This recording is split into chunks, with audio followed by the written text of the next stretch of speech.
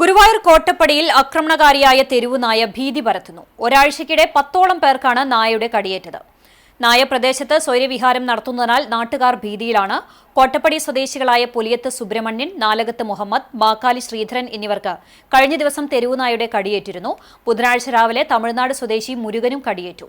കഴിഞ്ഞ ദിവസം ബസ് കാത്തു നിൽക്കുന്നതിനിടെ നായയുടെ കടിയേറ്റ യുവതി തൃശൂർ മെഡിക്കൽ കോളേജിൽ ചികിത്സയിലാണ്. മറ്റു പലർക്കും തെരുവുനായയുടെ കടിയേറ്റിട്ടുണ്ട്. പ്രസവിച്ചിറങ്ങിയ പെൺപട്ടിയാണ് അപ്രതീക്ഷിതമായി ആക്രമണകാരിയാകുന്നത്. ഇതുമൂലം പ്രദേശവാസികൾക്ക് പുറത്തിറങ്ങാൻ മടിയാണ്. നായയെ പിടികൂടാൻ നാട്ടുകാർ തയ്യാറാണെങ്കിലും പിന്നീട് എന്ത് ചെയ്യുമെന്ന കാര്യത്തിലാണ് ആശയക്കുഴപ്പം നിൽക്കുന്നത്. നഗരസഭ ഇക്കാര്യത്തിൽ കൈമലർത്തിയതോടെ നാട്ടുകാർ വെട്ടിലായി. നാട്ടുകാരുടെ ഭീതി അകറ്റാൻ അധികൃതർ തയ്യാറാകണമെന്നും ആവശ്യമുയർന്നു. ഇവിടെ കോട്ടപ്പടിയില് ഒരു പട്ടി നടന്ന് കടിക്കാൻ 6-7 പേരെ കടിച്ചിട്ടുണ്ട്. വഴി കൂടെ പോണവരെ. ഇനി അത് ഒന്ന് അറിയപ്പെടുന്നവരൊന്നും ചെയ്ത് കഴിഞ്ഞാൽ രക്ഷപ്പെടാം. പാവങ്ങൾ അറിയാത്ത പാവങ്ങൾ കടിയുള്ളൂ.